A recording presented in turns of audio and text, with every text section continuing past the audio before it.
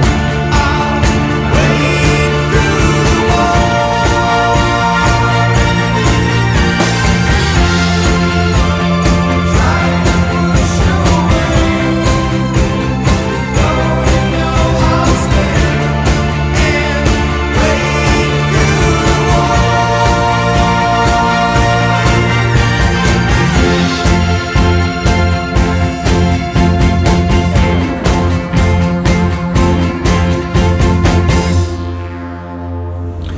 Here we are inside the Bridge 60 Tower, which is the home of the Pennsylvania Northeast Railroad Authority. And we're here to speak to the president of the Pennsylvania Northeast Railroad Authority, Larry Malski. And Larry, I'd like to certainly thank you for your time to allow us to interview you and talk about some history and also looking into the future, which is, I think, a very interesting thing that many of our viewers would be interested in. But before we even start with talking about the history of the effort to save the cut-off and the line in Pennsylvania, I'd like to talk a little bit about yourself, because you have been involved with this effort for a very long time, and maybe you can just give us a start from wherever you wish to begin and tell us about your background and how you came to be in this office, I guess I would say. Well, first of all, I'd like to welcome you and thank you, Chuck, and commend you for, again, the work you're doing on this. Lackawanna Cut-Off and the entire project between Scranton and New York City is something that's been around for quite a while, actually since the termination service, and I think it's excellent that you're putting together this series of historic and factual background on what has happened, and maybe much more importantly, what is going to happen in the future. So I want to just say that up front and commend you on that. Just a little background. I'm kind of a native to the Scranton area of Lackawanna County. I was born and raised in Dixon City, which is the first city just north of Scranton on the old D&H main line. I went to Penn State undergrad. I graduated from law school at Temple University in Philadelphia. And I went on to enter the field that I hoped to enter, which was the railroad industry. While I was in college, I was very fortunate to have the opportunity to work for the Delaware and Hudson as my first employer. That was back in June of 1970 is when I hired out as a clerk, a yard clerk, right here in Scranton. So again, my roots do go pretty deep here. I also worked for the Erie Lackawanna during my college years. As you probably know, that was during the Derico years, where the Erie Lackawanna and the Delaware and Hudson were under common management under Derico, owned by Norfolk and Western. So those were my college years, but I always harken back to that time as maybe some of the most joyful and interesting times of my career, because I got a really good start in the industry from the grassroots level, working as a yard clerk, computer clerk, and a rate clerk actually for those roads. After graduating law school, I did go to work in Washington, D.C. with the United States Railway Association. I was in the litigation department.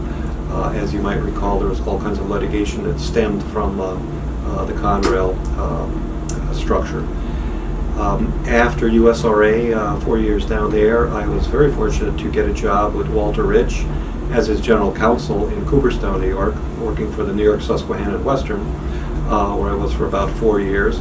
And it was 4 years, but it was I got about 10 years of experience up there, because Walter was quite an individual to work for, and many times we'd be working 7 days a week on a regular basis.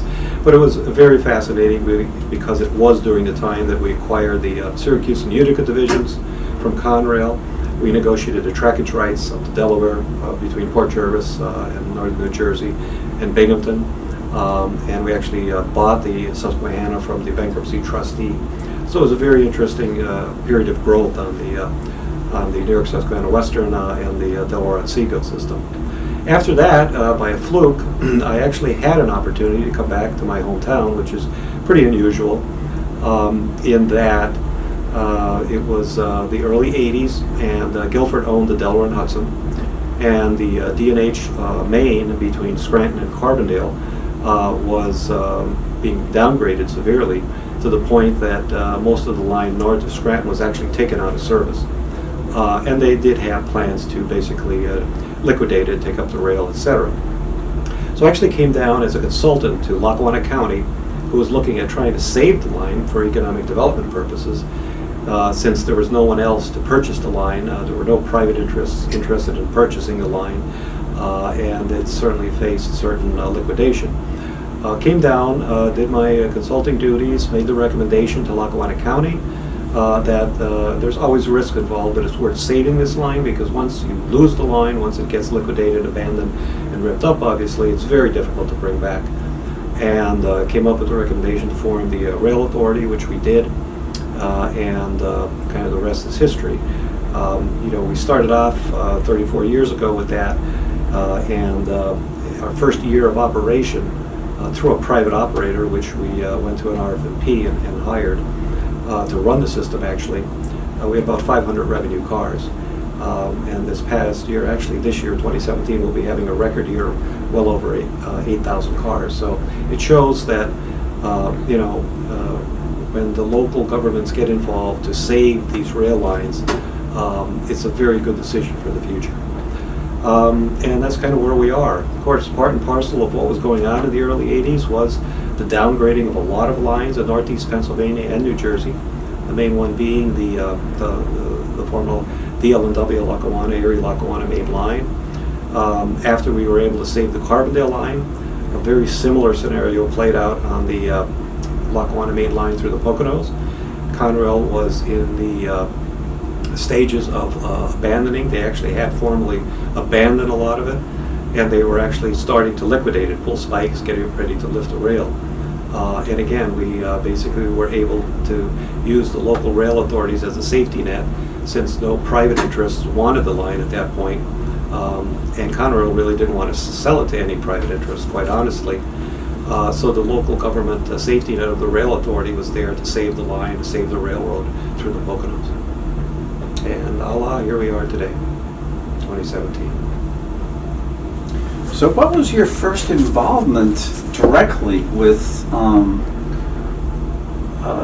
either saving the line here in Pennsylvania, and to what degree were you, let's say, observing what was going on in New Jersey? Maybe you could say a little bit about that. Yeah, it was very interesting in that, again, I was working with Walter Bridge in Cooperstown, and obviously the Susquehanna was based in New Jersey, the original Susquehanna. So I was tuned in to what was happening, obviously. State of New York, with some foresight, put a lot of money into the Delaware division between Binghamton and Port Jervis, so that Conrail did operate and save that line. That was not the case with the Scranton division, which of course ran through Binghamton to Scranton, New Jersey. So I had, a pretty good insight as to what was going on.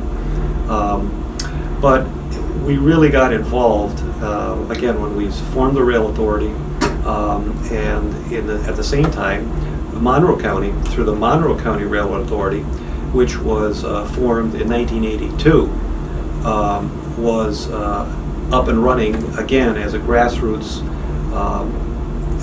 organization of last result, because again there was no private interest involved in trying to save the rail line through Monroe County. The Monroe County Rail Authority took up the lead in trying to preserve what was there in Monroe County. From a very early point, both rail authorities worked very close together as the safety net to save the entire line. And it was in the probably the early, the mid-1980s that we saw the handwriting on the wall. Conrail told us what the handwriting on the wall was, and an action plan had to be put together to save the line all the way to the Delaware River. So when Conrail puts the line between Port Morris and actually Binghamton out of service, initially it's the D&H that steps in and Guilford, I'm trying to think in those days. Guilford owned the D&H, yeah. And picks up the section west of Scranton Correct. to Binghamton, I want to say somewhere towards the end of 1980. I'm wondering what effect does that possibly have, in your opinion, on, let's say, Conrail's view of the rest of the line? Do they think, okay, this is one piece that D&H is now putting together? Does now the section east of Scranton become like, could they be thinking about getting into that? I mean, is there anything to that in your estimation? There was a connection, obviously. Conrail made the decision to get out of the entire line between Binghamton, Scranton, and northern New Jersey. So that was kind of cast in stone once that happened, and they sold the Scranton to Binghamton section of the old Lackawanna to the D&H. That was kind of another shoe that dropped. At that point, from Conrail's perspective, Scranton to northern New Jersey through the Poconos was superfluous. And in fact, again, the handwriting was on the wall in that what few remaining shippers were left on the line, industries were left on the line, were encouraged, let's leave it at that, by Conrail to move elsewhere or to leave. And there were some major entities, such as the Chrysler Unloading Facility at Mount Pocono, that they were encouraged to leave. They did leave. They moved their operation from Mount Pocono to northern New Jersey. And whatever else was still remaining on the line was pretty much shut down. And that's when Conrail went into the abandonment mode. And again, large portions of the main line between Scranton and the water cap were illegally abandoned. So they were in the process of not only out of service, but Conrail was starting the process of liquidating it, pulling spikes, and getting ready to remove the rail.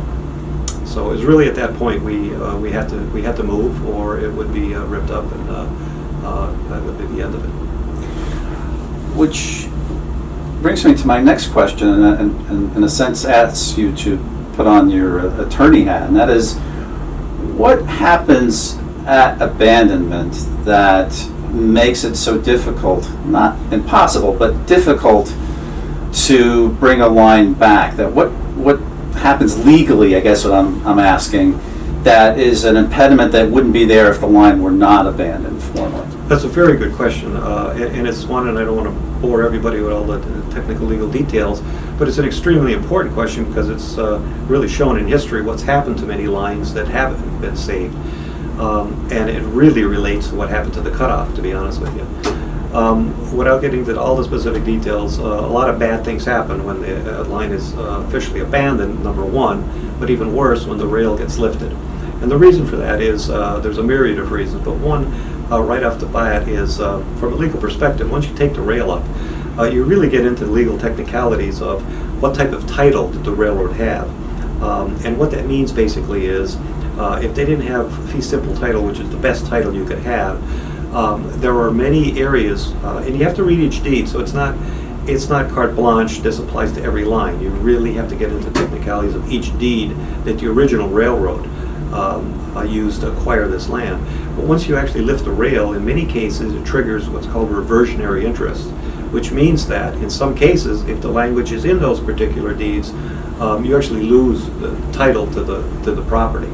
So the mere fact of abandoning, which is a legal process through the ICC, Interstate Commerce Commission, is one step in the grave. The second step in the grave is lifting that rail. But by lifting that rail, you could bring to bear the legal extremities of actually losing the land too.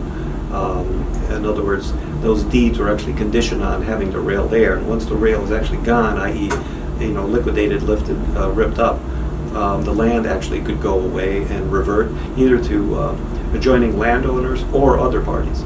So it's a pretty bad situation when that happens. So you were saying just before that the Conrail, speaking in Pennsylvania, obviously we know what was going on in New Jersey, but in Pennsylvania, they actually progressed to that point where abandonment, they didn't, it wasn't formally abandoned, but it was, obviously they were, petitioning for abandonment, or what? As I said, it's kind of it's a two-step process into the grave. Number one is abandonment, And Conrail had filed formal abandonment proceedings with the Interstate Commerce Commission and got orders for abandonment. So there were large portions of the Pocono Main Line that were legally abandoned. So that was, again, one foot in the grave. The second foot, like I said, is ripping the rail up.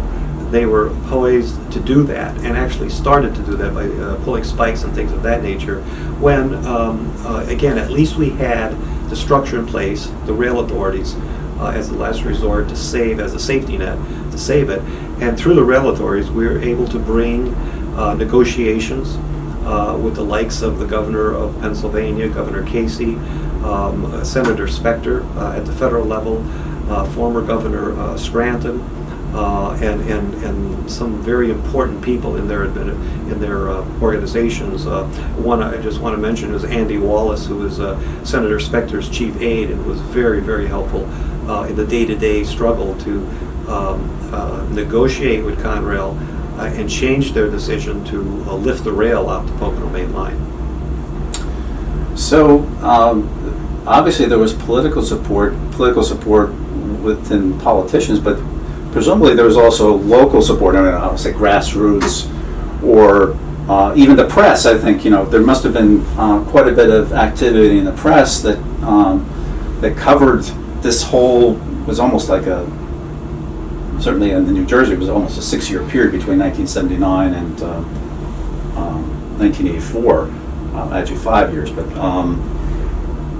the visibility of the peril, I guess you'd say, to the rail line must have struck a chord, particularly here in Pennsylvania. It certainly did in New Jersey. I can speak that it did. But I'm wondering, how did that help or did it or hinder? Because the press, as we know, can play out in many different ways, sometimes unpredictably. But how did that actually play into this? And then also think of the bizarre situation with the World War II tank that was brought out at some point. That those kind of things, and with even the Amtrak run in 1979, that brought visibility. Even if nothing came out of the Amtrak run directly, it definitely created a visibility that probably wouldn't have been there otherwise. And I'm wondering, putting all that together, did that, in a sense, create a basically interest that might not have been triggered any other way? Well, it's a very good question, because it does go to the heart of what the public involvement in this was. And you hear so much in this day and age about heritage and heritage preservation and everything else.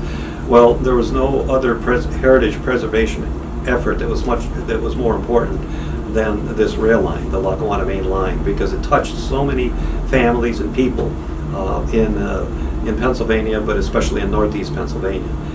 So many people, parents, either worked or rode. So many people actually did ride the last trains, passenger trains, on the railroad. I'll just a quick side story. I remember getting out of school and riding the last eastbound train on January 5th, 1970, with a good friend, Jim Kilcullen, between Scranton and Hoboken. And again, it was a very sad day, but I think from that day on, everyone felt that that's something that has to be restored at some point. But the point is, the press was very involved in this because it was so important to not only our heritage, which touches a nerve to everyone in Northeast Pennsylvania, but also the future economic development of Northeast Pennsylvania was going to be gone and stripped of this transportation asset, which had brought all the jobs, which hauled all the coal, which provided all the jobs to Northeast Pennsylvania. And here it was, after close to 150 years, about to be dismembered and liquidated. So it was a rallying cry. The public was very supportive. The decision had to be made, and I just gave the advice that if you don't do it now, it'll be gone forever. And was it a risk? Sure, it was a risk. Anything you do is a risk. But if you didn't take the risk, you'd be foregoing the economic future of Northeast Pennsylvania. And again, as I just mentioned, the carloads, which is the main indicia of success in the railroad industry, kind of prove out thank God that everyone collectively was able to make that decision back well over 30 years ago. Now, as we sit here in Scranton, which would be the end of the line if the full build-out, whenever that takes place, for the extension of the cutoff across into the Commonwealth of Pennsylvania. But I'm also drawing back on what you were saying just now, how the line had played such a important role in the economic vitality of the whole region of northeastern Pennsylvania. I'm wondering that it must have been quite a shock that there was a risk that the line would have been abandoned. That this, in a sense, had to change the paradigm of not only the people who live here, but the politicians who would have to be able to create some entity that could preserve it. That's where the rail authorities come in, and they play that role. But that didn't happen immediately. It had to. I imagine it took a little bit of time before that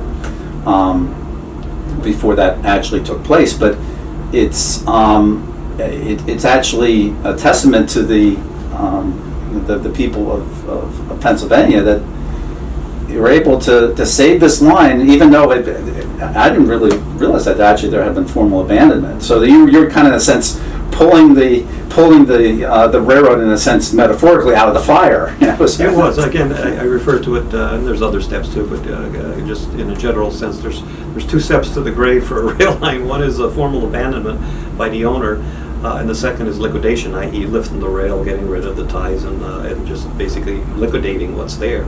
So we had one foot in the grave. I can recall probably the pivotal meeting that was held in Conrail's boardroom in Philadelphia with President Jim Hagan of Conrail, at which time Governor Casey, Senator Specter, and there were many others involved. Governor Scranton was very much involved. Again, Andy Wallace, who worked for Senator Specter, was directly involved, and there's many others. And people like Bob Hay from the Monroe County Railroad Authority, and Ed Rogers, who was one of my board members, got together, and it was at the urgings of Governor Casey that Jim Hagan made at this point, very meritorious decision on his part to tell his troops to stop the liquidation process, i.e. lifting the spikes, taking the rail up through the Poconos, and that they would do a deal with us, the rail authority, to convey the line to us. That was probably one of the most pivotal meetings in saving the rail line in Pennsylvania. And Jim Hagan followed through with his word, and it took a series of years to convey the line to us, but the line was eventually conveyed to the Monroe County Rail Authority and Lackawanna County Rail Authorities over the years. And again, there were no shippers. The shippers were gone. There was nothing there. There were literally trees and bushes growing up between the ties, especially up in the Mount Pocono to Analoming section of the line. It was a high pressure, high stakes game, but the right parties came to the table at the right time, and I have to give credit to Jim Hagan for the decision to convey it to us, because otherwise it would be gone. Now, what year is that approximately? That year, I'm trying to remember exactly. I'm probably going to get it wrong. It was, I'm going to say mid 80s. I don't remember the exact year, but everything was gone. The shippers were gone. Like I said, it was portions of it were legally abandoned, and it was in the liquidation phase, so it was fairly critical. Because one of the things which becomes apparent now, because to just give a little bit of background, which I would have covered at the very end of my previous episode 13, here in episode 14, where in 1979 the last of the freight, actually it's the end of 78, that the last of the freight is carried over the line. There's actually some that is carried locally in Pennsylvania, but the cutoff is put out of service at the beginning of 1979. Passenger service has been gone since 1970, as you point out. So at that point, what happens is that, which is never happened before, was that Pennsylvania, I think, has to think of itself as being separate from the rail line in New Jersey, because before it would never been something you would think about. Oh, it's one main line, but now it's really, in that sense, two separate lines, even though they at least up until 1984 were still connected, and they have, in a sense, separate interests, or let's say separate, almost political mechanisms that would be needed to be enacted in order to preserve them. Because, as they say, well, politics is local. New Jersey would have to do their part for the cutoff, and Pennsylvania would have to do its part for the line in Pennsylvania. So, to me, there's been an observation, and which we'll get into in future episodes, about the focus on Pennsylvania, but clearly you folks have really done a yeoman's job in trying to not only preserve the line, but also build the line up, build freight business that didn't previously exist, which is, that's quite an undertaking, to say the least, and to be successful on top of that as well is quite a, let's say, you should be highly complimented for that. Well, and let me just give some background on both sides of that. Number one, yes. But the other thing we realized then, again, if we didn't, as the locals, at the grassroots, the counties, if the counties didn't do something, local government, if they didn't do something, the lines would be liquidated. So that was the first major realization that had to be made. But we weren't in a vacuum. We were talking with our friends on a local level in Warren and Sussex counties, New Jersey. So it wasn't in a vacuum, and it wasn't like Pennsylvania, New Jersey, and never the twain shall meet, because that wasn't the case. They were going through the same strife that we were. So we were sharing ideas. We were forming partnerships. And again, I have to mention the people that we worked with over all these years, people like Frank Riley and Tom Drabeck, and the others, and you, Chuck, and the other organizations that were involved over there, to keep the idea and the dream of putting it back together way back then when Conrail was actually pulling the rail up in New Jersey. So it goes back a long way. As things then evolved, kind of flash forwarding a little bit, maybe I'm jumping ahead here a little bit, but it ties in. Things weren't just static. Unfortunately, they weren't able to save it in New Jersey. There were no private interests. There were no local rail authorities in place to do what we were able to do here in Pennsylvania.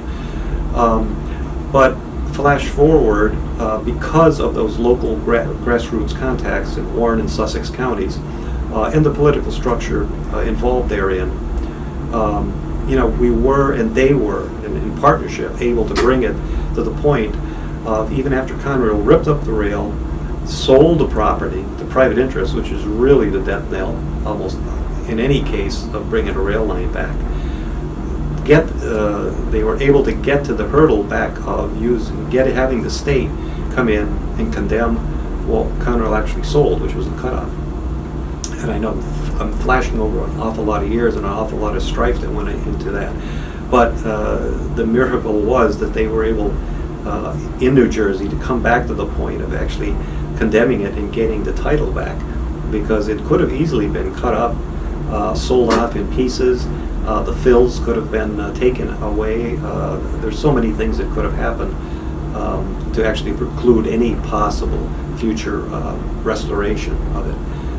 So again, the local counties, Warren and Sussex, and everyone else involved, New Jersey Transit, New Jersey DOT, and the political structure in New Jersey had the fortitude to come back and do what is almost impossible, and that is condemn the right-of-way, get it back in their ownership, and bring it to the point where at least we're back to the point of laying track.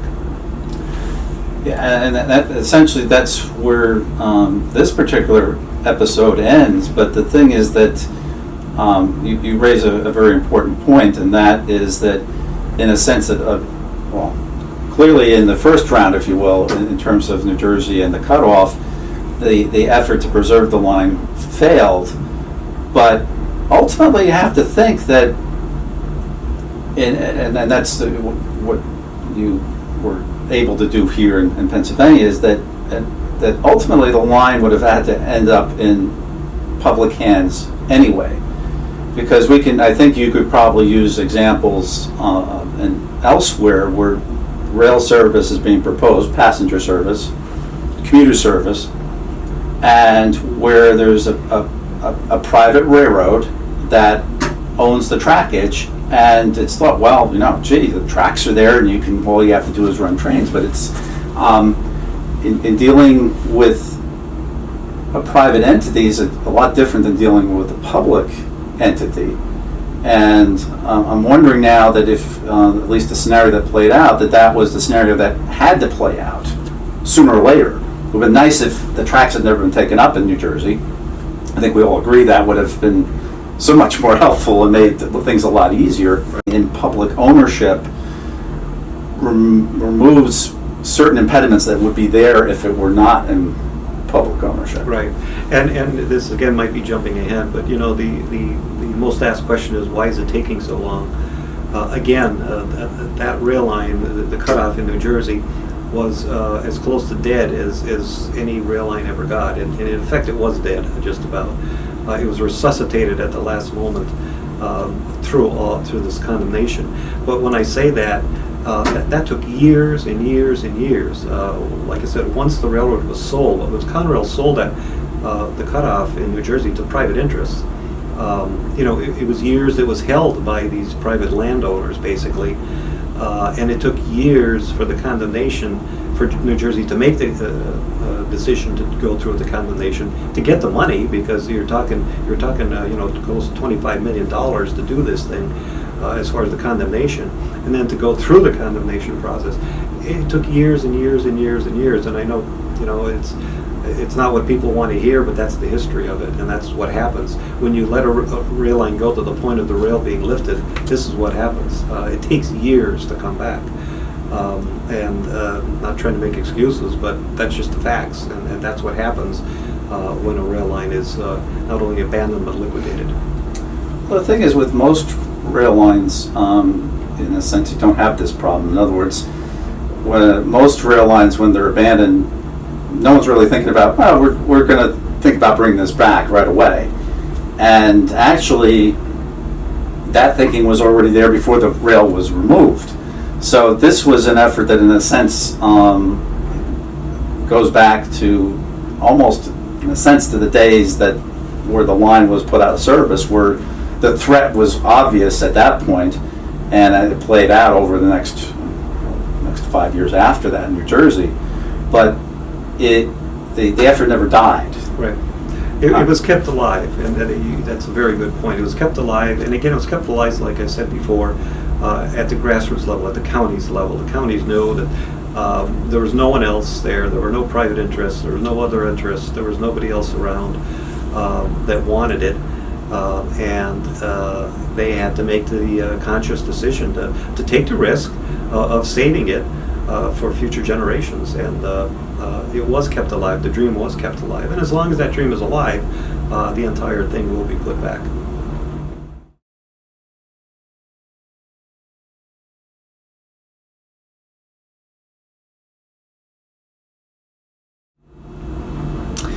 Here we are back in Bridge 60 Tower in Scranton, where we are talking to Larry Malski, who is the president of the Pennsylvania Northeast Railroad Authority. And in this segment, we're going to concentrate on the time period between the abandonment of the cutoff, which would be the end of 1984, all the way up to the time that the cutoff is acquired by the state of New Jersey in 2001. Now, that's a wide swath of time, and in my subsequent segment to our interview here, I will go over much of the activities that took place during that time in New Jersey, but we're going to talk to Larry about what was going on here in Pennsylvania during that time, because that a lot of key developments took place during that time, which led to further development of the rail line now in the modern time, the modern time meaning at this time 2017, 2018, and that but it's good to look back as where we came from not only New Jersey, but also in Pennsylvania. So welcome back, Larry. When we get to the mid-1980s, we're looking at a rail line here in Pennsylvania, which either you have or in the process of acquiring from Conrail, but which Conrail has basically let wither on the vine. And you're basically almost starting from scratch. I don't know if that's an adequate or an apt term, but you weren't handed off a line that Conrail had been doing their best to try to invigorate. It really was quite the opposite, it seems, based on our discussion. So it's quite when you meaning the rail authorities, maybe you can explain how this works with the rail authorities, the operators, and so forth. How this now during this 16, 17-year period, how you grow how this all works basically. How do you grow a railroad that is has been handed off and really hasn't really been nourished as it could have been? Well, again, you're right. This was very much a case of a railroad that was so close to, annihilation. Basically, it was not buying it was tough enough. Getting all the things in place to get Conrail to convey it to us was one major step. The bigger step, quite honestly, was rebuilding it, because it was in such dire straits. Like I said, in many of the sections, the one especially that was again legally abandoned between Mount Pocono and Analomink, was a 19-mile stretch. There were trees growing between the ties. I mean, there was no maintenance, there was no nothing. The nature was literally reclaiming it. Again, thank God we at least saved the rail in place. So it was a huge effort to bring it back. All the shippers were gone. There was no, there were no industries. There were no customers basically on the line to run trains on. It was a case again where there was no private interest that wanted it because there was nothing there. It was gone.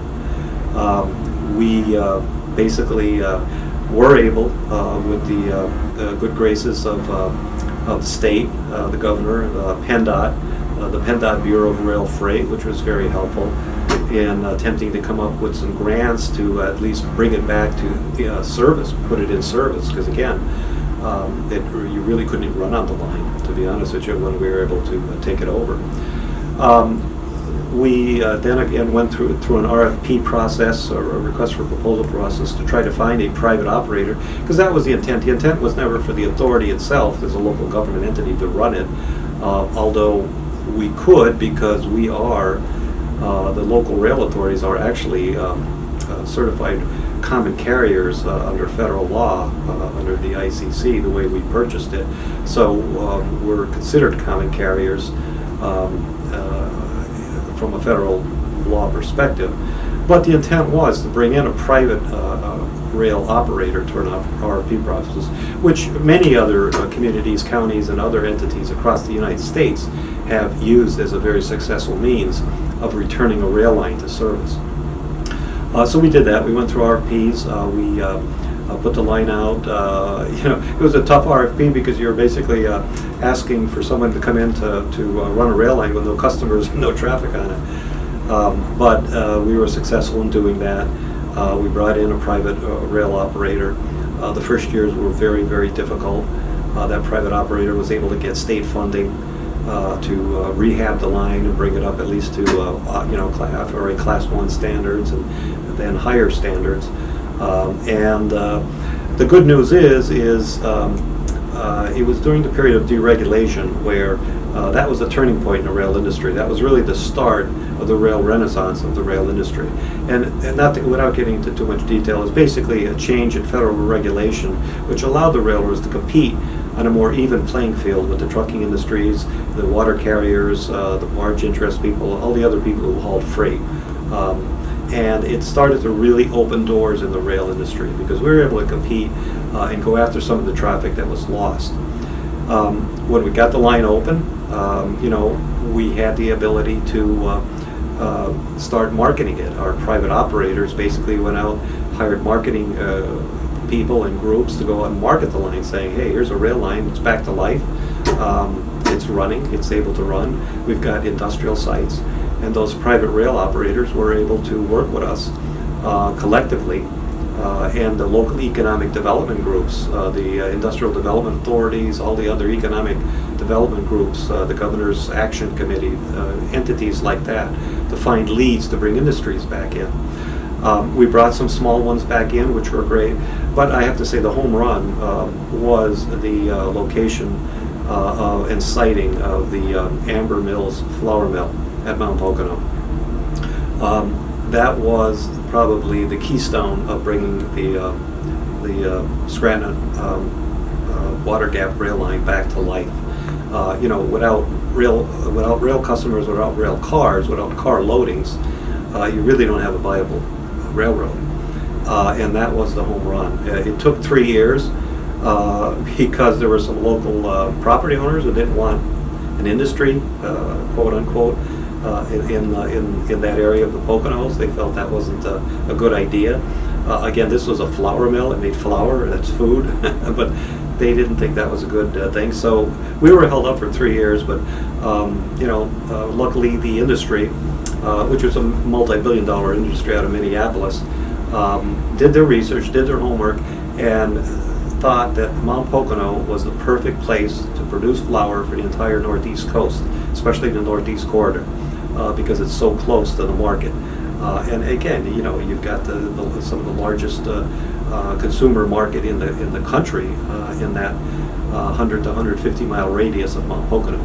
So they picked a spot based on a logistical analysis that they did, and they stuck with us. And after 3 to 4 years of struggles in getting the permitting and all the other things we had to do, so again, I could remember at that time people saying, "What's taking so long? Why is this taking so long?"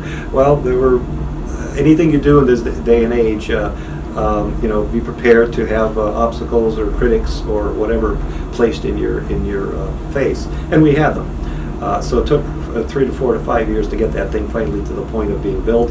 It took a year and a half to get it constructed because it was such a major facility. It was a $40 million investment, which still is big, but back then was a lot of money. And that really was the thing that got us going on the economic road to the success level we're at now. I mean, that entity basically was designed to bring in unit trains of wheat from North Dakota, South Dakota, the entire Midwest, bring the wheat here. They mill the wheat, they turn it into flour, and the flour is distributed to every bakery and pizza parlor and you name it that you could think of in the Northeast section of Pennsylvania, Northern New Jersey, New York City, Philadelphia, the entire market. So it was meant to serve one of the largest markets in the country, and that's what it's been doing now for, it's hard to believe, but it's going on 20 years anniversary with the mill.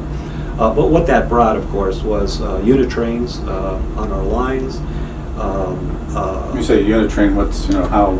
Unit trains were trains of 50, 75, up to 100 cars of wheat that would come as a unit from North Dakota, South Dakota, or the Midwest to Mount Pocono. They had the storage space for all that? Oh yeah, the silos up at the mill, that again were all constructed, concrete construction, and again it was amazing to watch the construction phase. It's all concrete. It can hold 260 cars, and of course they grind on a daily basis. It's a 24/7 operation, 365. So they're making flour constantly, and you have to keep that supply chain open. And you got to make sure they have the wheat there on time, the right type of wheat, because there's different varieties of wheat. So it's a fairly complex logistical process, but it brings a lot of carloads, and that's really what kind of put us on the map. That came along, then we were able to locate a propane terminal in Mount Pocono. We were able to locate a very large lumber treating industry in Cresco, and one just followed the others. Each one was a calling card for the next one, because when we had the main card at the flour mill, and somebody came along and said, "Well, what is this line? We understand you just brought this back to life. Is it really going to be here?" We usually would just take them to the flour mill and they said, "I guess it's going to be here for a while," because they saw that investment. So it was just then, it kind of fed on itself and really brought back. And our private rail operators were, instrumental in doing the marketing and bringing a lot of this in. And we obviously worked with them on that. and again, all these other entities that are out there, the economic development and entities, the governor's resources team, people of that ilk. So it was a collective effort, and worked out to the point that we have now. So it was what we needed to prove to the critics when we bought. And again, there were critics when we bought the line saying, this is a white elephant. Why are you buying this thing? The private industry, the private sector abandoned it. What are you doing this for?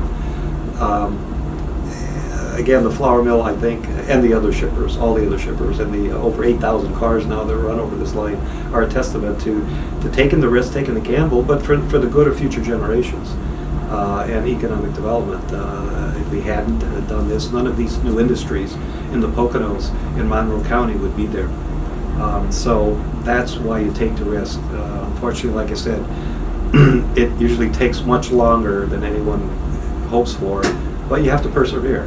I guess the key word is perseverance. Just not to beat to death, but we had critics with the flour mill saying, "You'll never build that thing. They'll never locate there. It's not going to happen. It's a short line. They're not going to do that. It's just not going to happen." And that went on for years, to be honest with you. And again, the proof is in the pudding. But you just have to persevere with these things. And you're not going to win every one, but perseverance is going to get you in the game to win most of them. Now, in terms of bringing in customers to the line, I'm thinking the flour mill, was that what was the Chrysler facility? Right. It was the Chrysler facility, which Conrail basically encouraged Chrysler to leave that facility and move to northern New Jersey when they were getting ready to abandon the line. And that was the facility that was put back to use. Quite honestly, a flour mill in railroad parlance is probably one of the best industries you could locate, because, like I said, when a private milling company invests $40 million, it's not the type of thing you can pick up and leave. We've had some people say you should have gotten another auto industry in there. Well, we tried, to be honest with you. We had auto interests look at it, but you got to remember back then, as is the case even now, auto contracts and auto distribution contracts usually are 3-year, 4-year, 5-year contracts, and they can pick up and leave pretty easily.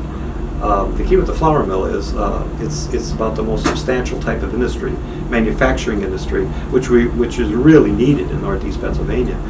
It's the most substantial type of manufacturing facility you could imagine, because of the large investment. Once you build a flour mill, it's not the type of thing you can say, well, we're going to move it, or well, firstly you can't move it, but even if you're going to leave it.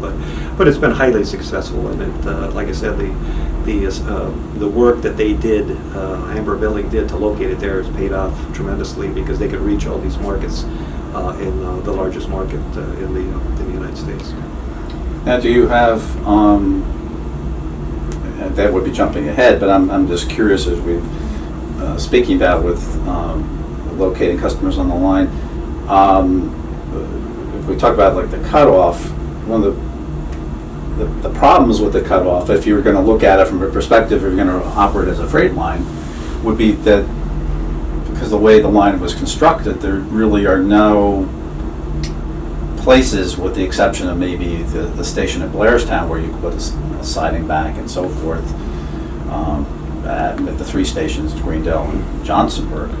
But the rest of the line just isn't conducive to having a place where you could build an industry and have a siding or some kind of connection to the main line. I'm wondering, are there still places where you can foresee in here in Pennsylvania where there's still availability? In other words, not every spot is going to be conducive. If the rail line is well below where your site is, it may be almost logistically impossible to make a connection, but you would think that if you have a flat area, Chrysler would have been, of course, an ideal almost spot. But do you have others that are identified? Sure, and our private rail operator, the Delaware Lackawanna, right now is working as we speak with entities, marketing entities, and other organizations to locate new industries. This past year, the Delaware Lackawanna located 2 new industries on our system. So yes, that's a constant thing. That's what you hope your private rail designated operator will do, and that they are doing that. They've been very successful at that. The cutoff, it said, you really go to the heart of it, just because of its physical characteristics, is not a rail line. It's 28 miles of unbelievably built railroad. It's engineering marvel as far as railroad construction, but because of that, it is not conducive to industrial economic development as far as bringing new industries and locating them along it, just because of its physical characteristics. It's basically either cuts and fills. It's an extremely long fills. So that 28 miles, quite honestly, is you have to be honest and you have to be upfront. Is not a piece of railroad that's going to be conducive to bringing freight rail to. Certainly local freight. I mean, I know that once you open a rail line, you can never say that will never be any kind of freight on it, but certainly anything from what you're doing over here would basically be impossible. It would be. There's again, you just have to be upfront and state it as it is. It doesn't have the physical characteristics that are conducive to locating industries, and if you don't have that, you're not going to get them. Even on sites that we have, if one little thing is wrong, they're not interested, and you've got to have everything pretty much in place. And the physical characteristics of the cutoff are not going to lead to industries locating on it. They're just bluntly, there's no land next to it that you can use basically for rail service, freight rail service.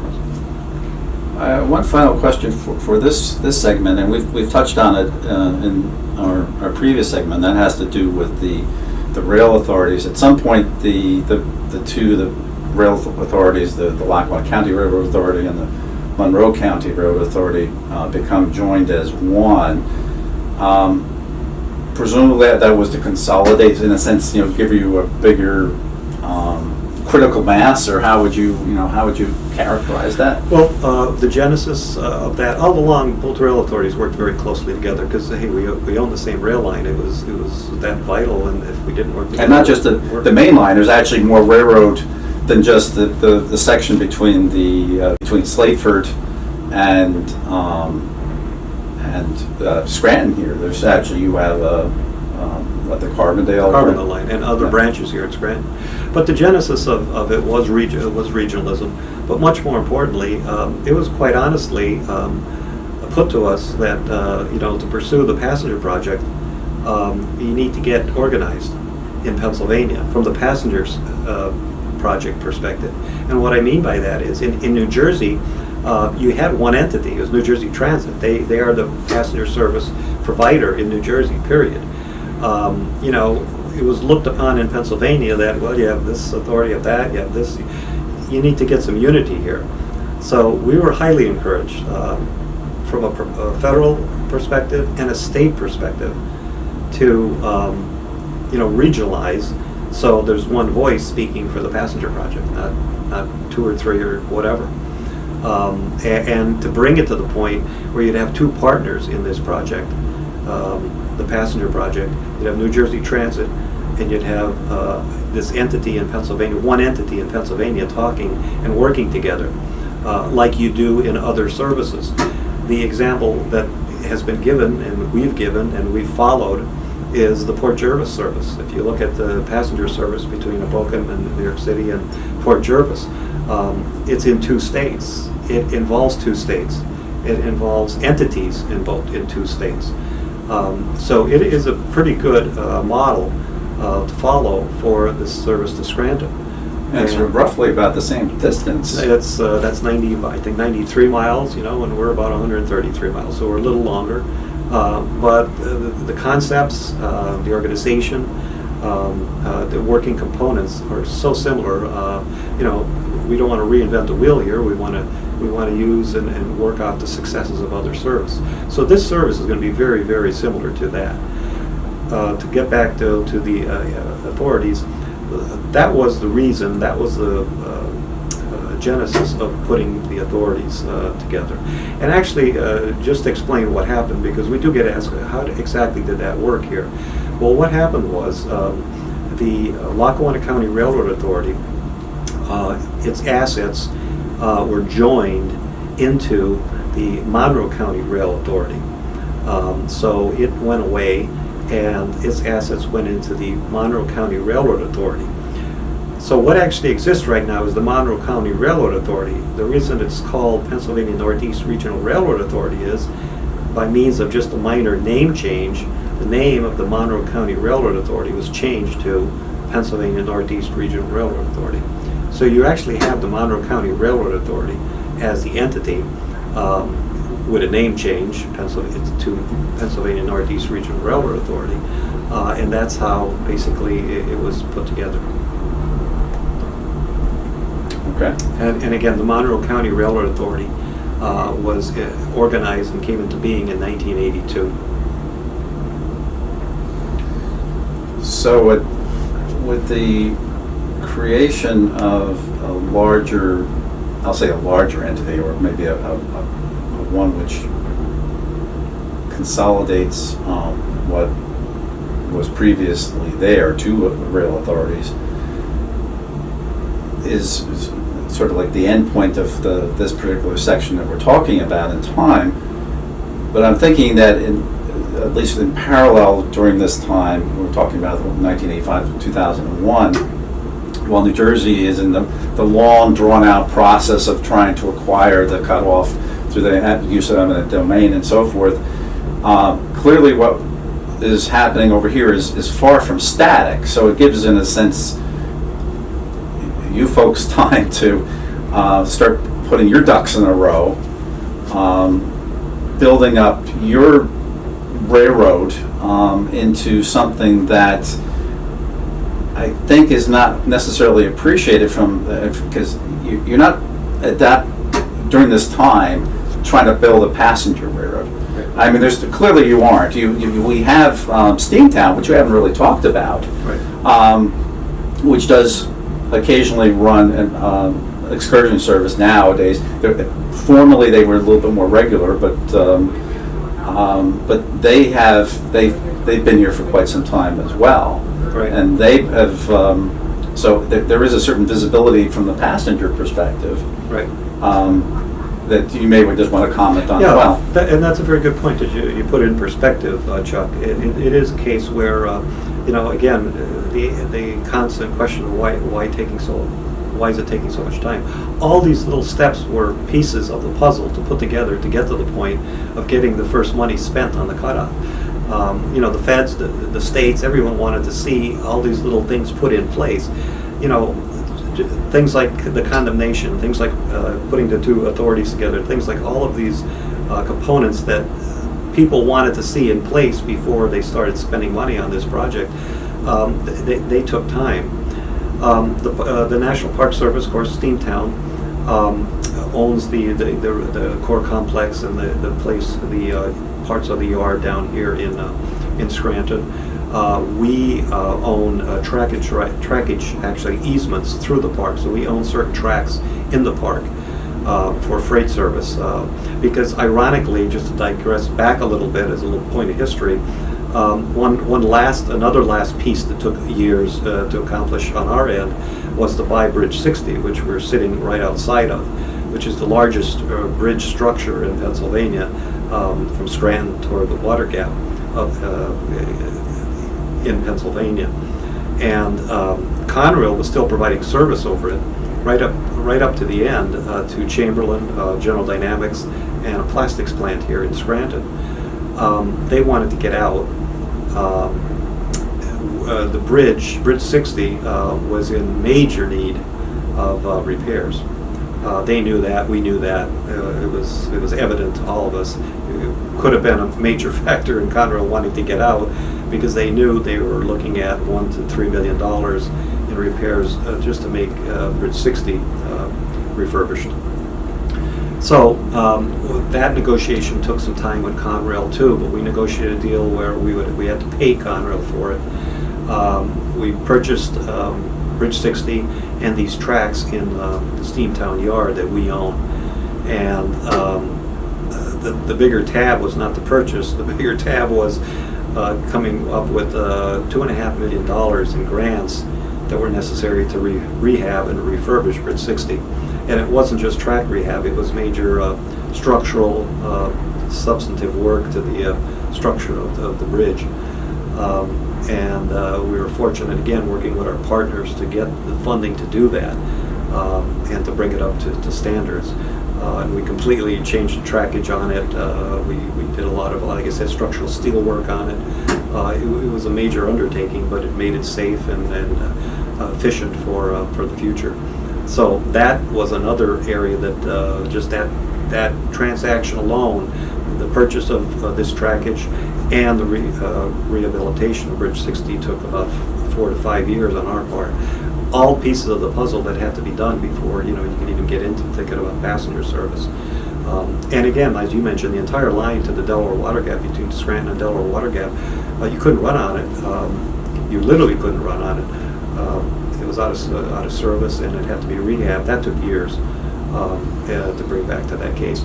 It finally got to the point where actually through our private rail operators that are designated operators, they were able to get the funding to bring it up to FRA class 2 and class 3 in some cases speed. So there are portions that are FRA class 3, which allows freight operations at 40 miles an hour and passenger operations at 60. We don't usually run at those speeds. The freight can operate at 40 in sections, and it just shows, though, to the level that the line has been brought up in terms of standards. As far as Steamtown, the major focus that Steamtown wanted was the ability at some point in the future to run excursions on our tracks. A long-standing dream going back many years when the Park Service first came on the scene was to have the ability to run excursions from the Steamtown National Historic Site to the Delaware Water Gap Recreational Area Historic Site. As the line was brought up for freight, basically, it was freight that paved the way, to be quite honest about it. And the flour mill was by far the biggest component of bringing it back up to good standards.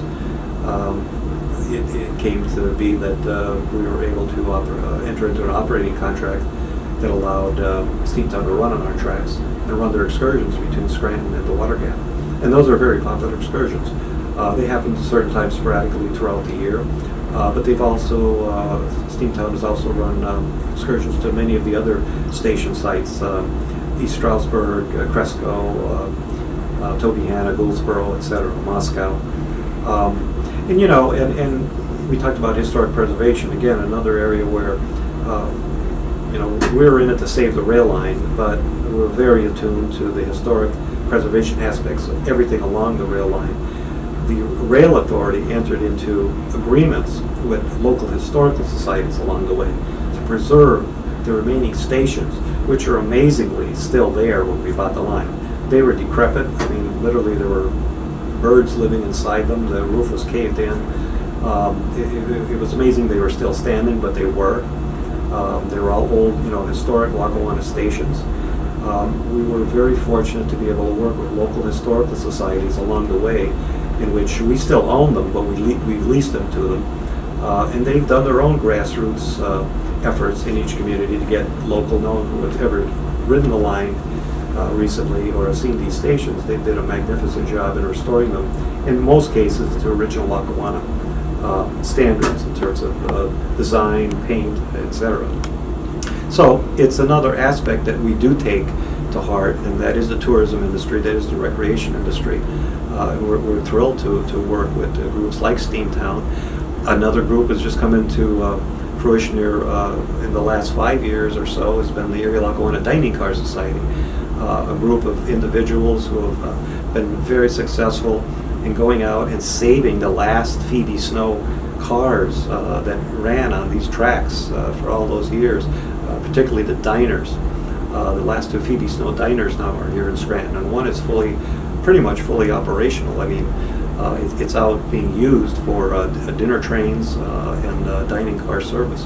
And their hope is to really recreate a train of the 60s and 70s and 50s actually of Lackawanna, using these actual, authentic cars that ran on this railroad during the Lackawanna years, in the early Lackawanna years, as a major tourism recreational aspect, and it's working out very well. Of course, we're working with them, and we have an agreement with them to allow them to run for recreation and tourism reasons. And one final thought would be that even though freight, in a sense, paves the way, and that's actually been the story for a number of years in the industry, that freight has been profitable, whereas passenger service, and which basically led to the creation of Amtrak, for a very long time has been viewed as something that loses money.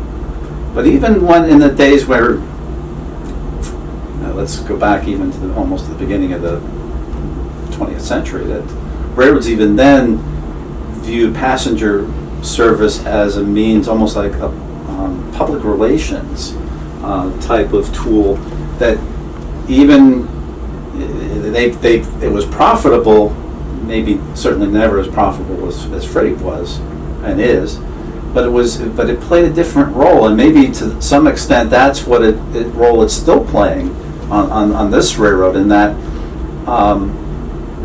freight can be quite almost invisible, whereas if you have a passenger, it actually brings families, kids, people of all ages in direct contact with the railroad that they wouldn't typically have, and it maybe gives them a stronger, more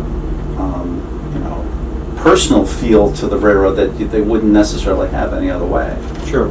I mean, if you look at the history of the railroad industry, and again, it's one of the most amazing industries in the country because of its longevity, and it's still basically the same technology that started at the flange wheel and the steel rail is basically still the technology that's allowed the movement of mass amount of quantities and commodities at the most efficient prices, basically. But going back over all the years, there were years that passenger service was probably was profitable, but it was still freight that was paying the way. That's what kept the tracks in place. That's what kept them in the shape they were in and everything else. Passenger service, before the interstate highway system and everything else, was able to break even or make money. You had the mail contracts. You had all kind of other parcel services that were carried by passenger trains. So it was a whole different world.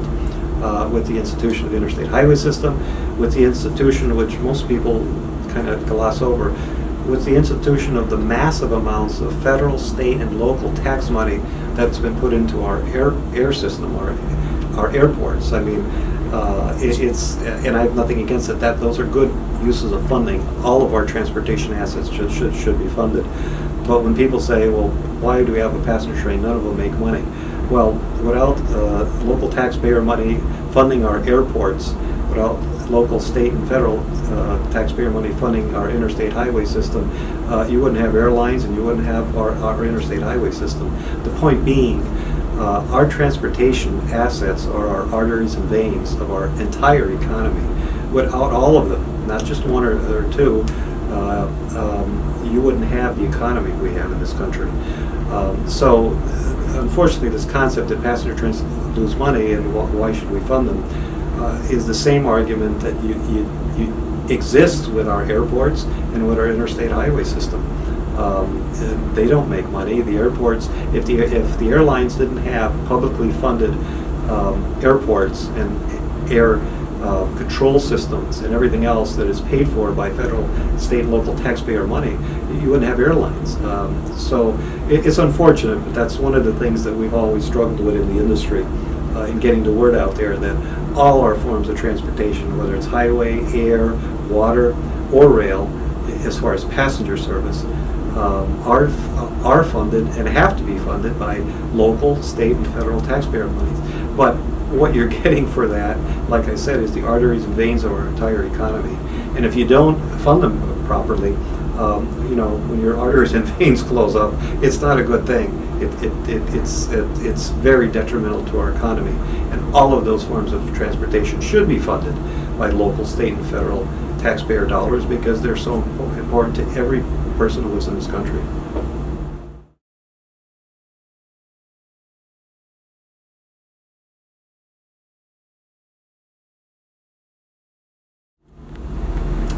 Here we are back at the Bridge 60 Tower in Scranton, Pennsylvania, and we'll be talking to Larry Malski, who's president of the Pennsylvania Northeast Regional Railroad Authority. And in this segment, we're talking about the time frame during which the planning and the rebuilding of the cutoff will start. That's from 2001 until the present time, 2017, 2018. This is a key time because not only is there action taking place in New Jersey, but also in Pennsylvania. Now, once the line is acquired by the state of New Jersey, that opens the door to the seeking of funding for the replacement of track. Now, this brings us into the almost dreaded subject of studies. In other words, where there needs to be documentation, data, whatever, planning type of information that is provided to the government to justify funding for a particular project. In this case, the rebuilding of the cutoff, at least in the initial stage, phase 1 to Andover. So I'm going to turn it over to Larry, and my first question is maybe you can talk to the whole discussion of studies, because I know that I'm sure that no one really likes to hear about that, and sometimes I know people have a very disparaging view of it, but they're not done just for the sake of doing them. Clearly, there's a real reason, and maybe you can speak to why studies are necessary and what is accomplished by conducting them. Sure. We'll call this the dreaded studies segment, and again, we've been involved with them from day one, and everyone wishes the system, the entire system, the funding system could be much more efficient. But you know, you have to play with the deck of cards that you're dealt, and we are dealing with the same issues that Los Angeles, Atlanta, Chicago, you name a city who's building light rail or extending rail or extending heavy rail or whatever form of transit that they're adding to, building, or dealing with, and everyone has had to deal on the same level. You could question the need for some of the studies that have been done, but the bottom line is, at the end of the day, the studies have led directly to $69 million in funding for the first segment, and that segment, of course, is Port Morris to Andover. The studies have dealt with a lot of issues that the feds and the states wanted answers to before they would commit to funding. It's as simple as that. And some of them are quite honestly valid questions, like how much does it cost? How many people are you going to transport? You know, the myriad of what's the service going to look like. So again, I'll be the first to say that I wish it could be a more efficient process, but it is what it is. I mean, the good news is we're past the study phase. We're into construction. This project right now is viewed in Washington and in the state's capitals as a project that's underway. It's not a question, it's on the drawing boards, it's not theoretical, it's funded, it's under construction, and like most of these projects around the country, it'll be done in phases.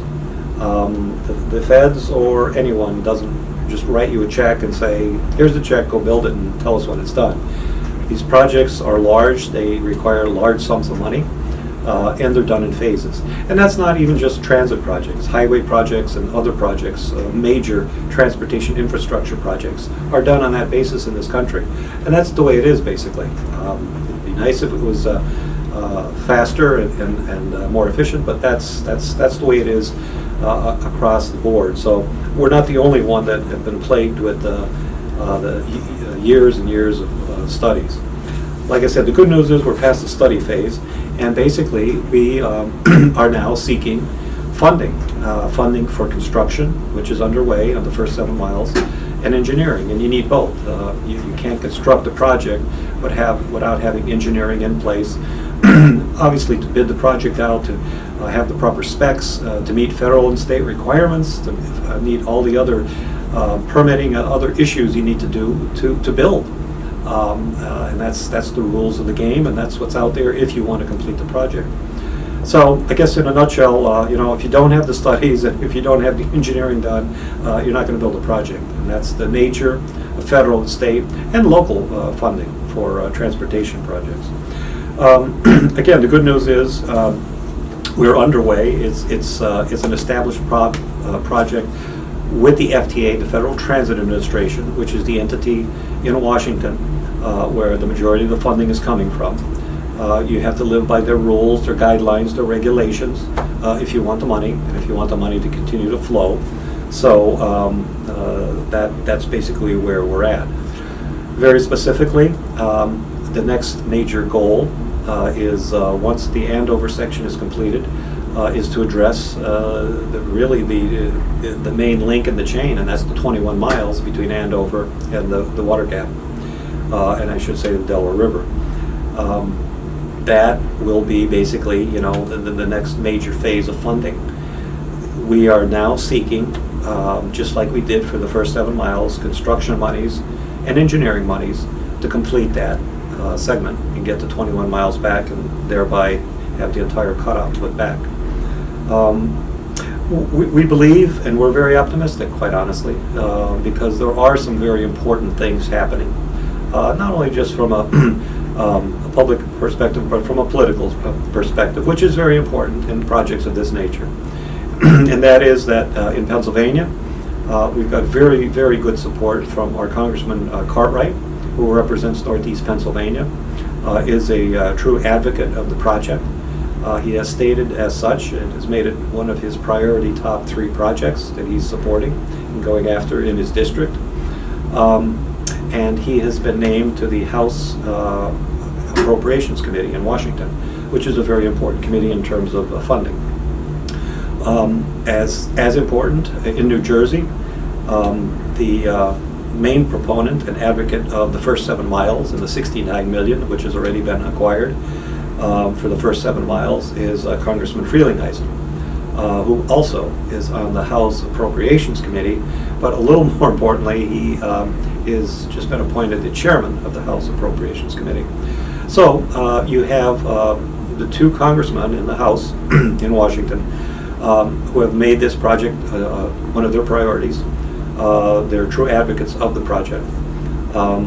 That speaks for itself. It's a very important aligning of the stars, if you will, or however you want to couch it, but a very important aspect of seeking funding and to advance the project. Obviously, there's other changes in New Jersey with the governorship of Governor Murphy, and other positions that hopefully will align with the concept of moving the funding for this next phase, the 21 miles, forward. On the broader scope, from a political perspective, there is serious talk in Washington of a major infrastructure funding bill next year, during 2018, that would address many of the infrastructure needs that are desperately needed across this country in all modes of transportation. Again, talking about the stars, hopefully the timing of that could not be much better, because we haven't had a major federal transportation infrastructure focus and or funding bill in many years. So that hopefully will tie in with the support we now have. In Pennsylvania, we also have support from Senator Casey, who's of course from the Scranton area, and has been an advocate of the project all along. And again, we can count on kind of a bi-state support for a bi-state project, because that's what this is. This is a bi-state project. And again, something we mentioned before, the bi-state nature of this. Again, it's a bi-state project. Usually that makes it a little bit more complex to do one of these projects. But we certainly have enough examples of bi-state heavy rail transportation operations in our area. We've previously talked about the Port Jervis trains, the Vulcan to Port Jervis trains. But out of New York City area, metropolitan area, you've got all kinds of bi-state relationships and agreements in place. For example, you need the services up to Connecticut and the other surrounding states. So we're not inventing the wheel here. We don't want to reinvent the wheel. We know the wheel is there. We're basically designing this from a funding perspective to fit in with what's out there, what's successful, and what's working in commuter operations in the New York region, New York City region. So with that as a little bit of a background of optimism going forward, we feel pretty confident.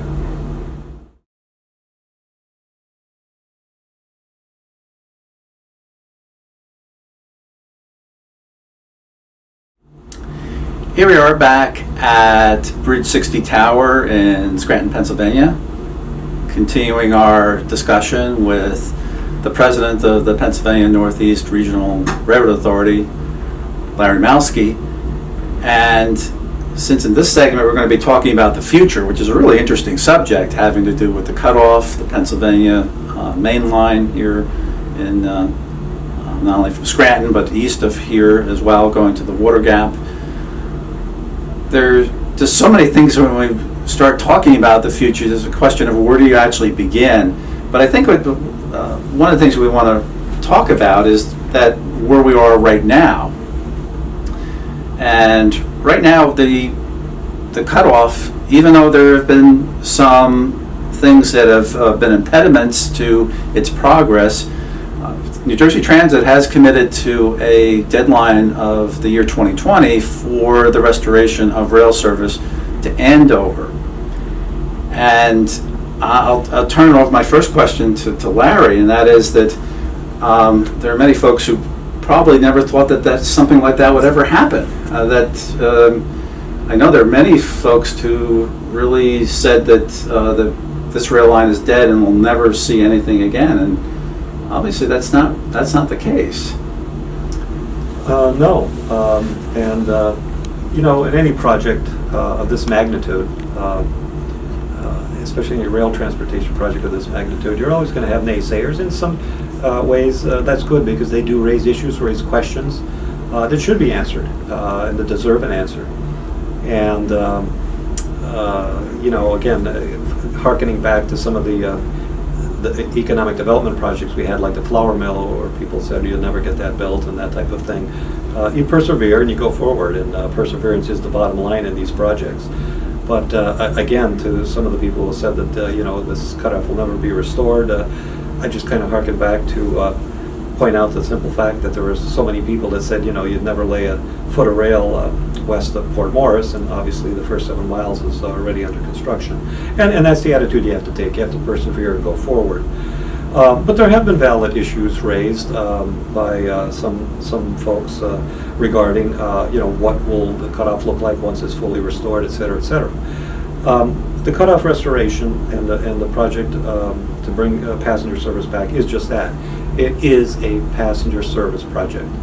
A lot of questions, and some questions have been asked about freight service. Very simply, it's not a freight rail project. Quite honestly, from an economics perspective, it's not really economically feasible for it to become a freight rail corridor. The reasons are many. One is obviously, again, it's going to be a passenger service type project. There are many actually engineering and physical issues that will get involved in terms of looking at it as a freight project. Number one, obviously, you have all the electrified service from Dover in, and that brings with it certain types of restrictions on the type of equipment you can use in those corridors. Very specifically, double stack type container trains and things of that nature, high and wide loads, things of that nature, would be prohibited and in most cases restricted because of the clearances. So you wouldn't be able to even run the type of freight trains and equipment that are actually growing in importance on most corridors, freight rail corridors in this country. The other concept, and people have questioned, well, what about trash and what about other commodities, what about other type of trains? Again, my answer, based on our experience in the real world, is that type of traffic is not going to run on the cutoff either, for the simple reason is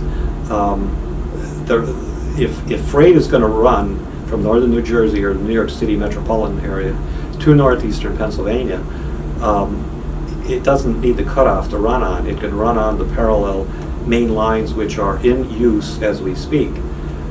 In fact, our rail system here in northeast Pennsylvania, our entire rail line, we do have traffic. We have freight traffic that comes from the New York City region and northern New Jersey to our area currently. And it's coming across the major freight corridors that exist in northern New Jersey, namely the Norfolk Southern East-West main line from northern New Jersey to Allentown. In Allentown, it comes out of Allentown to the local, which connects with us, the Delaware Lackawanna at Slateford, Portland. We actually have traffic moving from northern New Jersey on that route right now. So this concept that's been put out there is basically just not correct. That people, everyone's waiting for the cutoff to go in so these freight trains can start running. There's no validity to that because, again, if there was freight to move between northern New Jersey and New York City and our railroad in northeast Pennsylvania, it would be moving, and in fact, it is moving. It's moving on that route as we speak. There are various commodities moving to our shippers, some of our shippers on that route as we speak. And again, that route is owned by Norfolk Southern, which is the major carrier to this region, major large carrier that brings freight to this region, and that's the route it would take. To run freight over the cutoff, somebody would have to run over New Jersey Transit and other trackage owned by other parties. Economically, that's not feasible or viable because you would have to pay for that usage. And when you start doing the math, that doesn't add up. Especially in light of the simple fact that you've got, a superb freight corridor in the Norfolk Southern between northern New Jersey, New York City, and northeast Pennsylvania. And again, as I stated, we've already got freight moving in that corridor. And if there's new freight to move, it'll move in that corridor over that route, not the cutoff. So just to address that, that's one aspect that I kind of wanted to bring up. So here we are in 2018 and looking into the future, and it's admittedly a crystal ball exercise because there's so many different scenarios that we might be looking at. But if you were to give sort of a Cliff Notes version of how funding for restoration of the remainder of the cutoff would be obtained, and we talked about this a little bit in our previous segment.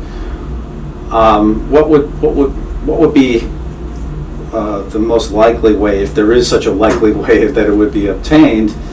And I'm sure people who are watching this video would be interested in knowing time frames, and I don't know that you can even provide that because there's probably any kind of crystal ball type of exercise. It's all guesswork, of course, by definition. But at least if you could give us some sort of inkling as to what we're looking at.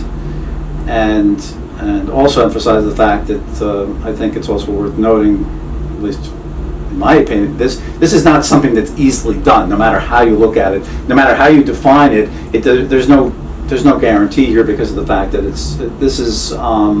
we're in territory that very few projects probably have really entered into, because putting an abandoned railroad back into service is not something that happens every day.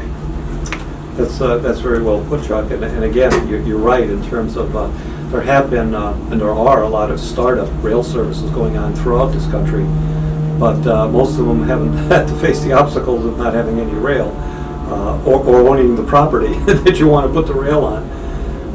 And again, as we discussed in previous segments, that's what's taken up a lot of the time. But that is behind us, and unfortunately that has eaten up a lot of years. That is behind us.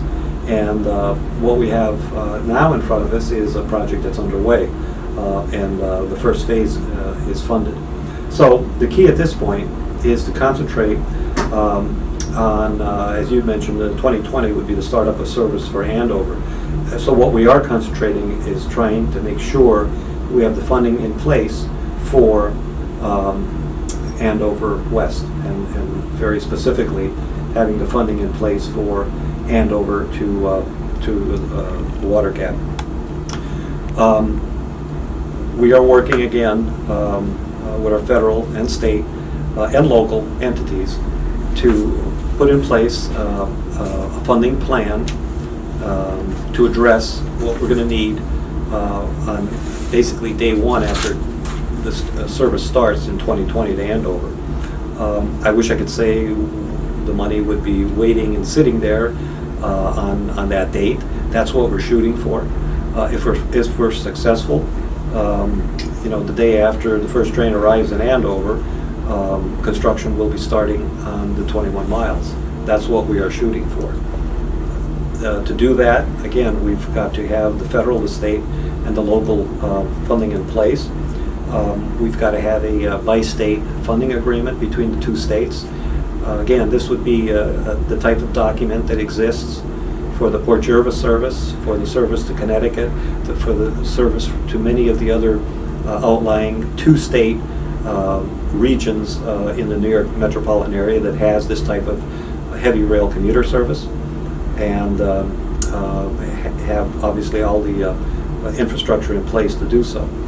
So 2020 sounds a little far off, although it's almost 2018. 2018 certainly is going to be a critical year for this project, because a lot of these things that we talked about hopefully are going to come together and lay the pattern and lay the time frame for this funding to hopefully be available in 2020 to continue the construction to the Delaware River. So in terms of funding, we're looking at a restoration of 21 miles of track, which does not presently exist, and then presumably the upgrading of trackage from Slateford Junction to whatever would be the end of the rail service at a given time. Let's say this is phase 2, we're talking about possibility of water gap or someplace west of that, which I presume is going to be dependent upon the amount of funding that's available. Do you have a preference as to, or at this point, or how, in terms of the viability of the service, is there some scenario which you see as most favorable, let's say in the second phase? Because I don't know that realistically we're talking about going all the way to Scranton in the next phase, but there'll be some intermediate spot. But what are the possibilities that you see are most likely, if there are any that are most likely, quote unquote, at this point? That's a very good question. The project will come to Scranton, and everyone wants to know exactly when and that type of thing, and that's pretty much impossible to give a specific answer to. Our key right now to everyone is if you don't get the 21 miles back, it's not going to any station anywhere. So we are concentrating on getting the 21 miles back as phase 2, and obviously bringing the project into Pennsylvania. But that really is the key. It'll be done in phases, as most of these projects are. If you look at most heavy rail new start projects throughout the country, again, it's not a question where the federal government comes in and writes you a check and say, here, do your project and come back and tell us when it's done. They're done in phases. That's how they are done. So it's not just us, and we're not being discriminated against. This is how, if you go to any major city where this same type of project is being funded and constructed, they're being done. Where exactly those phases will go will be a total determination of how much funding we get at each time. Obviously, we'd like to see the entire thing funded immediately to Scranton. Whether that happens or not, that's a question to be determined. But again, going back to that premise, as I tell everyone, no matter where they are, if we don't get the 21 miles back, it's not going anywhere. It's not going to any station anywhere. So that is our key. That is our focus. We need to get the funding for that. That rail is being laid on the exact same cutoff that we're talking about, where the 21 miles are missing. So we need to get over that hurdle. And again, it's going to be a question. I do believe 2018 will be the crucial year in terms of coming up with the time frame, the timeline, and the funding scenario to get that completed. Now let's talk about a little bit about New Jersey Transit, because they play, or would play, a key role in the operation of the passenger service. Is it possible that we could be looking at New Jersey Transit running all the way to Scranton, or is it possible you could have, like, as is in the scenario of a Port Jervis service, where you have another entity that's in the, I'll say, the outer state, Metro North in the case of Port Jervis? Is that something that's a possibility? Once again, we're talking crystal ball stuff, so I'm just asking a question from the point of view of, is that a possibility, or is it? Or I know it's getting ahead of ourselves, but at some point that's something will have to be worked out. Absolutely. No, it's that's again is going to be one of the crucial elements of the bi-state funding agreement and these other agreements that have to be put in place over the next 2 years to meet the 2020 deadline of again continuing the construction from Andover. New Jersey Transit is a potential. We've had discussions with them over the years. That's going to have to be addressed. The service to Port Jervis is a coordinated service between New Jersey Transit and Metro North. They use each other's equipment and things of that nature. There's other instances, with some of the other lines radiating out of the New York metropolitan area, where again, two states use each other's assets, equipment, things of that nature in coordinated service. So again, we're not going to be reinventing the wheel. We're going to be looking at the way that's done and basically trying to use those principles here to address the exact nature of the operation. In terms of, we talked about Scranton, but I know we can really go far into the future, and there's also been discussions, and there was even at one point, as you know, a proposal to do a study to extend even beyond Scranton, Binghamton, Syracuse, Buffalo. All those have been mentioned, and that's where Amtrak somehow comes into the discussion. Where do you see them potentially? We were talking down the road, but where could they possibly fit into this whole situation? Well, I see them absolutely fitting in. We've had discussions with Amtrak over the years about their potential interest in this route, and they have expressed an interest. They view this as a potential inland corridor between New York City and upstate New York and northern New Jersey, which doesn't exist now. Obviously, it would bring Amtrak into a lot of new markets. It would contribute to their ridership basis. It would give them, again, new opportunities to reach a whole list of communities and riders that have either a long distance to travel to take Amtrak or just don't even consider Amtrak because they're too far away. So again, a potential to bring Amtrak service over this route all across northern New Jersey. It would open up all of northern New Jersey and the residents of northern New Jersey and the communities of northern New Jersey to Amtrak, direct service to anywhere on the Amtrak system in the country. So that would be a benefit to all of northern New Jersey, all of northeastern Pennsylvania, and all of upstate New York.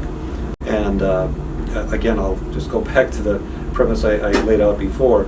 It all depends on that 21 miles. But once that 21 miles is in and the line is connected, the golden spike is driven, and the entire cutoff is put back, there's a myriad of options that open up.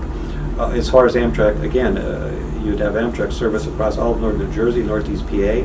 You could have up to Binghamton, New York, to Syracuse to join with the water level trains, the Empire service, or it could go west from Binghamton to, Elmira, Corning, Buffalo. But that whole region is upstate New York, and especially the southern tier route through Elmira, Corning, and to Buffalo has no Amtrak service. It's not near Amtrak service, so really would open up a lot of new markets for Amtrak. And again, it's strictly going to be a question of funding.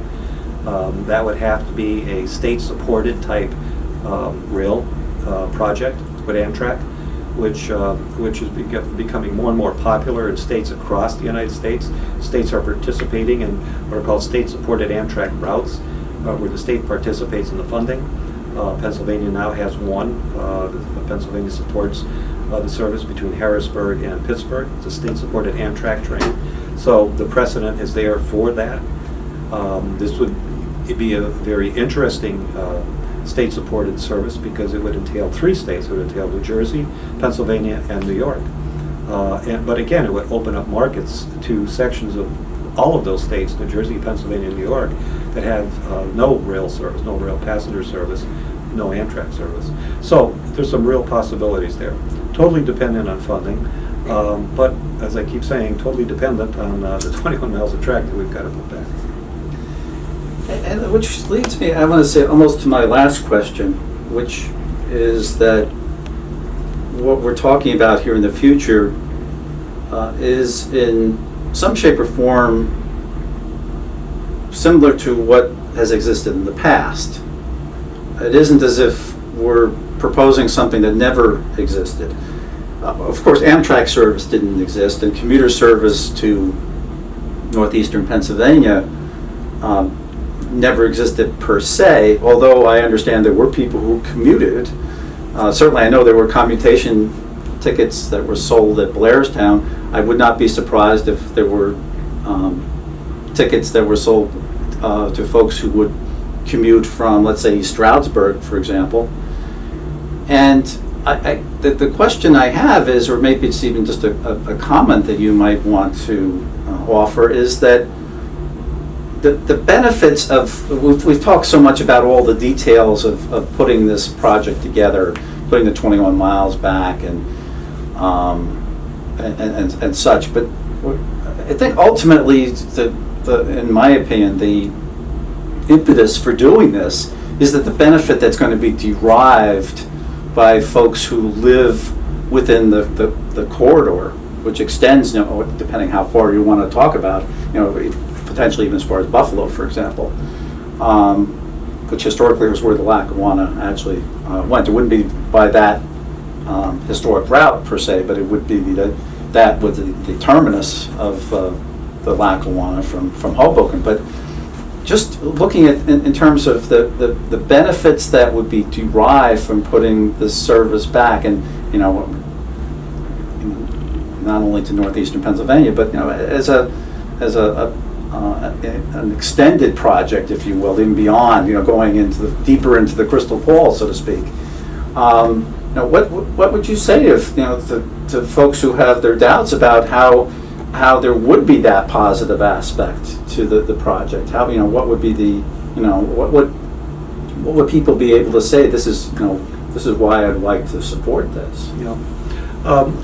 Again, you really do raise the spectrum of what was there in the past, and what was there in the past was not only commuter type service, there was long distance service, there was all of that. That is becoming more and more important in our society, in our country. Amtrak is setting records every year in terms of ridership, so Amtrak's growing. More and more states, cities, communities are seeking Amtrak service. again, just a simple basic concept of being able to live in, Blairstown, New Jersey, or Mount Pocono, or Binghamton, or wherever, and be able to get on a train and go to, California, or Florida, or Montreal, or you name a city. That's what will be opened to our residents, all of our residents of all of the entire Northeast. And you mentioned the Northeast Corridor. Northeast Corridor is, basically one of the most important commercial, economic, financial, you name it, regions in the world. The territory between Boston and Washington is kind of the heart and lungs of our country in many ways, in terms of many of the industries and things, financial markets, etc., that we have. To be connected to that brings tremendous economic development potential to any and all routes. To not be connected is to be kind of left by the wayside. So there's all kinds of economic benefits that will flow both ways, riding to and coming from that corridor with this service. It's not just commuters to work, although that is an extremely important part. The key to this project is right now, Interstate 80 is becoming a parking lot. One thing that these dreaded studies have showed us and have been and have educated everyone on is the fact that the congestion factor and the congestion of what's called failed status in terms of moving traffic on interstates is coming further and further west every year on Interstate 80. That's going to continue. It's a parking lot now during rush hour. It's going to become just basically a bigger parking lot. It will literally get to the point where you cannot use Interstate 80 to get to your job or wherever you're going during rush hour times. And the rush hours are actually getting longer. In our society, as work time becomes a little bit more flexible, it's shown that the rush hours, instead of just being at one point 2 hours, 2.5, 3 hours, are now becoming 4 and 5 hours. So it's growing in both parameters, both of which are, again, making the only other transportation asset you have, i.e. Interstate 80, unusable. That affects New Jersey, that affects Pennsylvania, that affects anyone who uses that corridor. And that corridor is an extremely important corridor to the health of the country. So this is not going to totally cure it and cure it in a perfect way, but it's going to take a lot of the pressure off the congestion. It'll offer an alternative. It'll offer an all-weather alternative, which anyone who has knowledge of Interstate 80 during bad weather conditions, i.e. especially in the winter, knows what that adds to the mix, and it just turns it into even a worse situation in terms of congestion. So this will address something that's there that we can use right now, that's the most energy efficient, that's the most environmentally friendly means of mass people transportation, which is passenger rail service. When you consider the costs and the costs of new highway construction, which is not going to take place for environmental and other reasons, you're not going to have new highways built, and you're not even going to have the existing highways expanded. So this is one alternative we have at our fingertips, at our grasp, that is very important for everyone, and that pretty much has to come to fruition.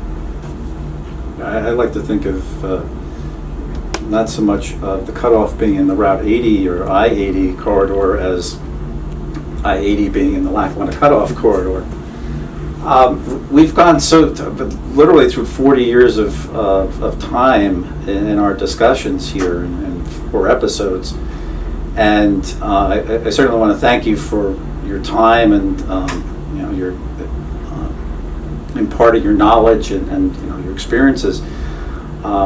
Is there anything that you would like to leave us with in your thoughts in terms of having been involved with this project for so long and intimately involved with it for so long, that you would feel that would be important for our audience to hear from you?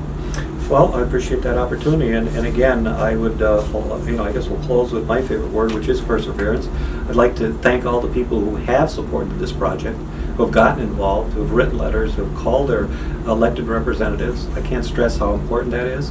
Again, as we stated all along, it's not only rail, it's highway, it's air, it's all other forms of land transportation are basically subsidized by the federal, state, and local governments. It's vital to have all of our supporters and everyone, the general public who has any thoughts of better transportation options, to get in touch with your elected representatives at every level, the local level, the state level, and the federal level, and express to them how important this project is, not only to you, but to the entire region and to the country. And to support the funding of this project and other projects like this. But to stick with it, to persevere. Like I said, our whole project in the last 36 years here of rail development on our system has been a perfect example of perseverance, and that's what you need. You have to go for the long run. It's not a short haul; it's a long haul in getting these projects done. And like I said, to all those naysayers who said, we'd never lay a stick of rail west of Port Morris, just keep tuned and keep watching, because it's happening, and it will happen. It will happen all the way. It has to happen for the good of New Jersey, Pennsylvania, and the entire region.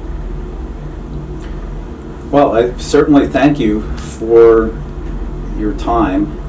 This has been, and I hope not only to us here behind the camera, and I hope you've enjoyed your time as well, because we've explored quite a few things, and I hope that the information that you have imparted will be understood by the people who watch the videos, because I think there's some subjects that we've covered here that I don't think have really are not common knowledge, and I think that's I think that may help folks to understand that this project is going forward. It not only it's had fits and starts. There's no doubt about it, and it's understandable why some people may have doubts, and that they're. But by the same token, as I said before, it's not. This is the type of project they just don't see happen every day. It's a very very challenging project, but I think the fact that I would say that you play a key role in this, I think is very reassuring, and I certainly congratulate you for your perseverance. You used the word perseverance. It's and to have been involved with a project like this for so long, that's the definition of perseverance, I'd say.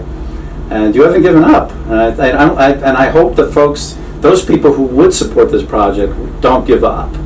It's sometimes I won't say it's easy, but it's understandable where you can become discouraged when things don't happen quickly, because we like to think that things always happen quickly, and then sometimes, especially the big things, don't necessarily come quickly and easily.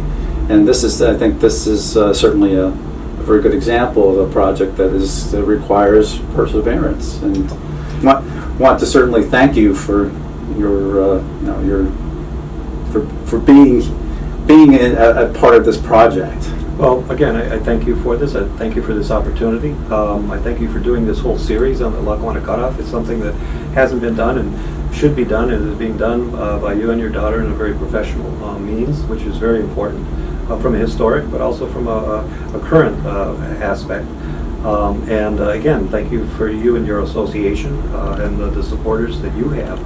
But you hit the nail on the head. I guess the best way to end is by saying, we don't want to beat a dead horse, but we'll use it one more time, that the only way this project is not going to be successful is if people like us and our supporters and all the supporters and all the elected representatives that are going to be involved, if they don't persevere. Because if they don't, it won't get completed. But if they do, it will get completed. There's no doubt about it, and it has to. Well, as Winston Churchill used to say, never give up, never give up. That's the way to put it. That's our motto. Well, thank you very much. Thank you, Joe. Thank you, Larry, and thank you all folks on watching our video, and certainly look forward to our next video on the Lackawanna Cut-Off.